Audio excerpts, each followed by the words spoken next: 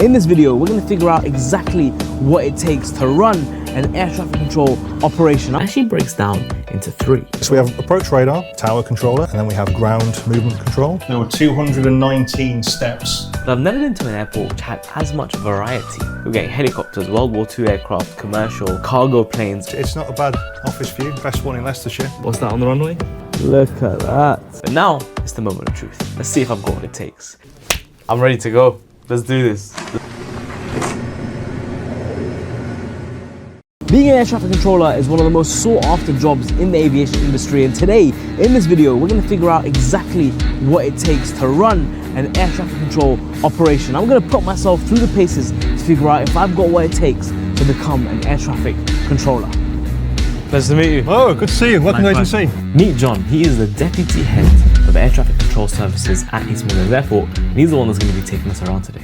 Can't wait to get up there. What was your journey into ATC? So I never wanted to be an air traffic controller growing up. And then I went to an air show with my dad when I was 7 and I saw the red arrows. And from that moment on, I was hooked on aviation. I've been here for 17 years now. Wow. Now, you see, one thing that most people don't realise about air traffic control, they think it's one job, but it's not. It actually breaks down into three. Yes, we have approach radar, we have tower controller upstairs in our visual control room, and then we have ground movement control. Can we take a look at the radio controllers? I'd love to learn a little bit more about what they do. Should we go take a look? Of course, absolutely, let's do it. Let's do it.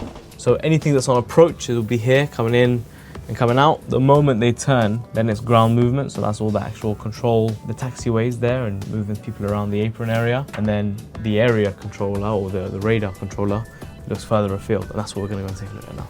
We're going into the radar room. Well, welcome to our approach radar room. You know, the primary function of the approach radar controller down here is to work at a distance. Okay. So we need to have a big radar screen. There is a radar screen upstairs as well, but it's smaller. In here we have 3 radar positions. Radar 1, we call it. Okay. That person is always manned, and they are taking all of the initial calls from aircraft that are coming into East Midlands, either from the north or from the south, and they're providing radar vectors, levels to descend to, speed control if we need to get a nice little sequence. And their aim then is to establish aircraft on the final approach ready for transfer over to the tower controller. When that position's getting really busy, you tend to split off into a director position as well. So radar director will sit to the right of radar 1. We'll split off into a second position if we need to. What we do is we split the position even further into the last position, and that person will be working everything outside controlled airspace. And the fourth one at the very end is just our spare console. In case one of these goes down, we have a spare one right at the end. It keeps like a baton. You keep That's passing correct. the baton Yeah, from one absolutely. person to the other, the other, and they look after that bit of airspace at that altitude, make sure everyone's happy where they are. I'll be very honest with you guys, I don't really know much about air traffic control. That's not really where my background is. So when I step into a place like this, I'm asking so many questions. As John is explaining to me all the different screens and different things that I'm seeing around me. And then once I think I understand it correctly, what I do is I kind of regurgitate what I've learned back to him to really be able to test whether or not I've learned it. So it may seem like in these videos I know what I'm talking about, but the reality is I literally just learned this stuff.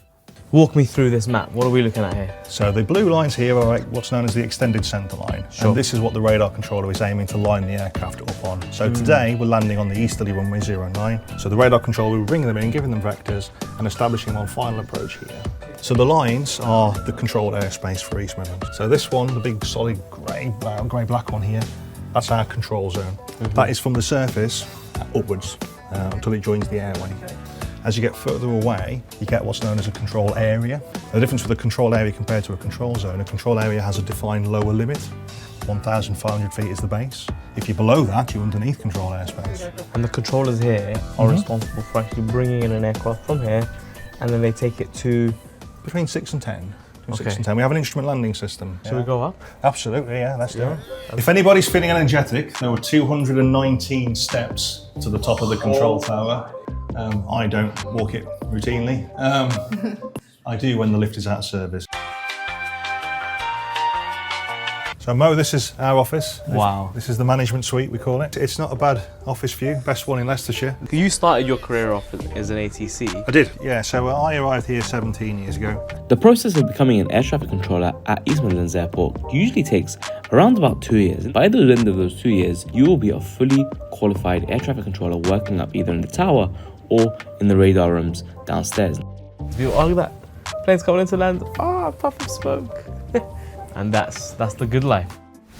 I can't lie to you, at this point I was getting a little bit nervous. We were going up to the control tower, and this is like the top, this is the visual control room, and we were going to be surrounded by the people who are actually doing the air traffic controlling in the moment. Within a few minutes, within a few hours, I was actually going to be put to the test to see if I can actually do this. I honestly did not know what to expect, but I kind of went in there just with my ears, eyes, brain open, trying to absorb as much of the information as I could so that I don't mess it up.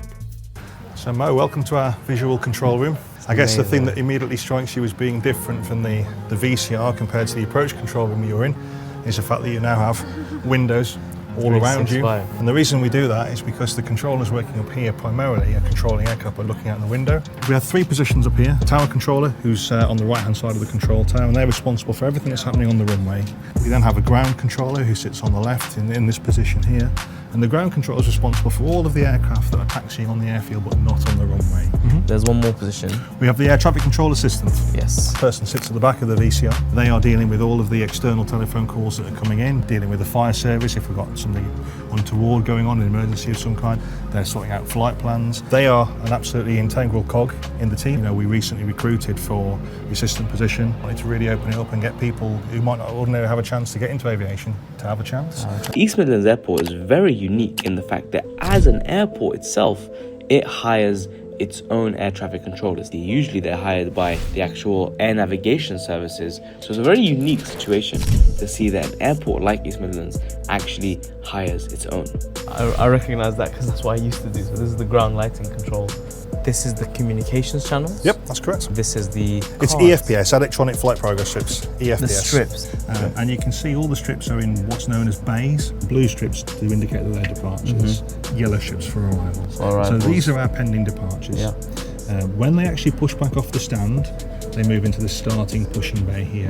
When they start, they move into this bay here. When they start moving around on the airfield, on the taxiways, they moved into the taxiing bay. When the tower controller gives the clearance to land, there'll be a landing button that'll appear there when he's got it, and it will then automatically move into this bay. And the tower controller knows then, do not clear anything else for takeoff. If you've ever heard an air traffic control conversation, it sounds like absolute gibberish. This is Stapleton Airport information, Mike. Wind at 320. But it's not. The way that they speak is actually very systemized, and I'm going to explain to you how they speak and how they structure a sentence so that next time you hear, you actually understand what they're saying.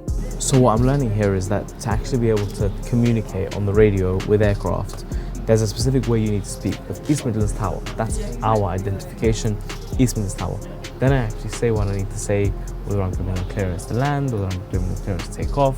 That always comes after I've actually identified who I'm speaking to and who I am. Well, we are now gonna watch an aircraft. I've literally just listened to ATC tell them that they're clear to land. But they're not just gonna land, they're actually gonna come do a touch and go. Touch and go, yeah. Touch and go, and they're gonna come back around again, and then they're gonna actually land. And I've been listening in, and it's fascinating to hear. Golf Romeo Sierra turning base gear down. Golf Romeo Sierra to runway 09, clear touch and go, left hand circuit, surface wind 120 degrees 7 knots. Clear stop go on runway 09, Golf Romeo Sierra, and then a left hand circuit. Clear 60, X-ray correct. Here it comes. That's so cool, look. Here it comes. Here it comes. Here it comes. There it is. Look at that. What's that on the runway? So Ryanair 1 Sierra Kilo, cleared to takeoff. And as soon as those wheels come off the runway, the air traffic controller is going to move them from here and they're going to put them into the airborne section. So they've just taken off and poof, straight away it jumped into airborne. And now that they're gone, the runway is now clear. And guess what the next plane is that's going to be landing here? It's actually a 777 cargo aircraft. Literally within 5 minutes, you have a World War II airplane and then straight onto a 777, one of the biggest commercial aircraft in the world. That only happens at East Midlands Airport, and that's why working here, you get that variety of all these different aircraft, all in one place, all in one shift, all in one day. This part I found really cool about East Midlands Airport. Like, my background is Heathrow Airport, so I've been around like very busy commercial airports where it's just plane after plane after plane after plane, but I've never been to an airport which had as much variety as East Midlands did, and I thought that was really, really interesting. We were getting helicopters, World War II aircraft, commercial, all within the space of like 20 minutes. We saw so many different cool aircraft literally coming in and out. But now, it's the moment of truth. Let's see if I've got what it takes to actually be an air traffic controller. Wow. All right, here it is. This is the simulator. You literally have exactly the same view as what we had upstairs, and then actually all the same screens as well. So you have the lighting panel screens, the information display, the ground display, the radars. Gents, you gonna put me through my paces? I am, yes. Half the battle with ATC is actually knowing the phraseology. And once you know the phraseology, it frees up so much of your mind. Yeah, because then you can just capacity say to it. look. Yeah, you don't need to think about the words. You can concentrate on the traffic. I can understand why it can be so stressful, but you kind of always have to know that you know what you're doing. Yes. What's going to be happening first? I'm not sure what's going to happen first. Lovely. See, the thing about being an air traffic controller is that you just never know what is going to happen. You never know what sort of things are going on board the aircraft. You never know what's happening on the airfield, and you have to adapt quickly. And the teams were about to put me to that test. I'm ready to go. Let's do this. Tomjet 27 Charlie, East Midlands Tower, cleared to Corfu, Daventry 3 November, call 7253. Tomjet 27 Charlie, taxi to Alpha 1. Tomjet 27 Charlie, taxi to Alpha 1.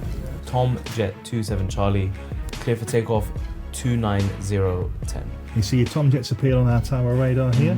That's the first. Oh, did it take off already? Yeah, he did. He's I appealed. missed it. Here he is. There he is. Ah, look at that. Here he is. So we're looking out the window now. Our Dreamliner is starting to get to the end of the taxiway. Okay. Look, our Tomjet So 375. Tom 375, clear for departure, runway 27, wind 29010.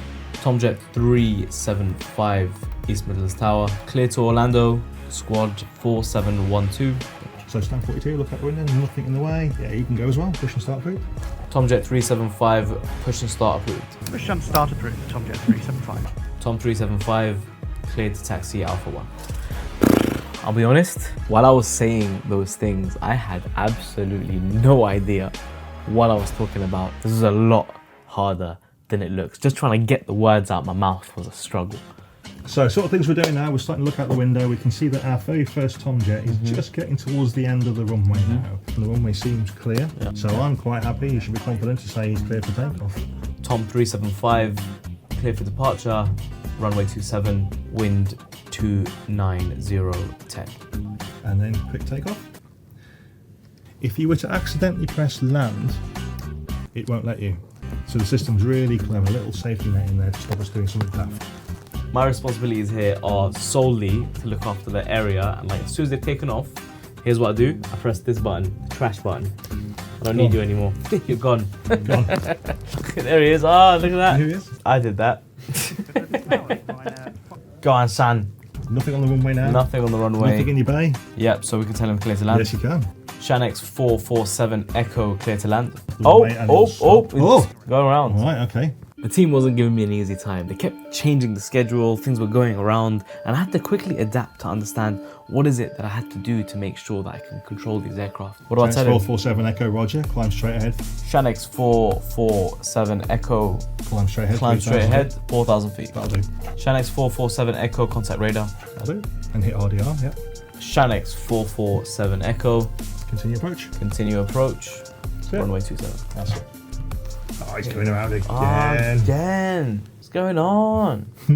To make the simulation as realistic as possible, the way that it works is this. While I'm sat there pretending to be an air traffic controller, there is a real person next door pretending to be a pilot. Because in ATC, it takes two to tango. Because the camera guy's here, I'll treat it as I go around then. Shanix 447 Echo going around. This Shanix keeps going around. He doesn't want to come in.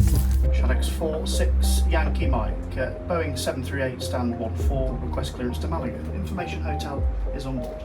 Shanix 46 Yankee Malaga, 39. Daventry 39, score 7573. This is harder than it looks. But once you get the wording right, so if you want to become an air traffic controller, just listen in to what they say, figure out what they're saying, and like get your tongue used to just being able to say it and like make sense of it, and also be able to decode it. So massive props to the air traffic controllers, the way they can just reel off these things off the tip of their tongue. I do not know how to do it. Maybe it's because I'm dyslexic. Maybe I'm just making up excuses. Who knows? I can understand why it can be so stressful, but you kind of always have to know that you know what you're doing. Yes. The real question is, you saw how I just performed there. Would I make it as an air traffic controller? It's too early to say, Mo. Wow. Newfound respect for air traffic controllers by actually trying it. I can only imagine what it's like at night here when it's non-stop and it's continuous. Great fun. Yeah, for anybody who wants to be in air traffic control, there you have it. Keep your dreams to become an air traffic controller. This video is a reminder that you can do it and never let that dream die. And just like that, if you made it to the end of this video, look, Manchester Airport Group, they own Stansted Airport, East Midlands Airport, and Manchester Airport up and down the country, and they are hiring all kinds. Go check out the link in the description, go click on there, and if you want to build a career in the aviation industry, the Manchester Airport Group is a fantastic place to start your career. Until next time, like, subscribe, give us a comment, let us know what other jobs you want us to explore in the aviation industry, and we'll make it happen. Peace.